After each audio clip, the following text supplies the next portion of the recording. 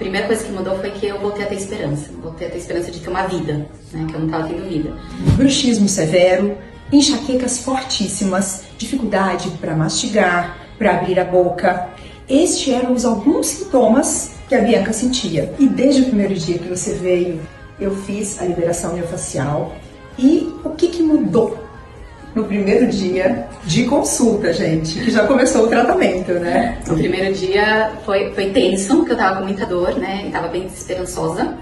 Então, a primeira coisa que mudou foi que eu voltei a ter esperança. Voltei a ter esperança de ter uma vida, né? Que eu não tava tendo vida. E depois de 9 dias, só tomando líquido, eu saí da consulta e comi um pão na chapa, que foi maravilhoso, né? Aquela experiência de você mastigar, ter a capacidade de mastigar, né? Ninguém pensa que isso é uma coisa tão especial até que você perca isso, né? Então, a capacidade de abrir a boca, morder um pão, nossa, foi maravilhoso.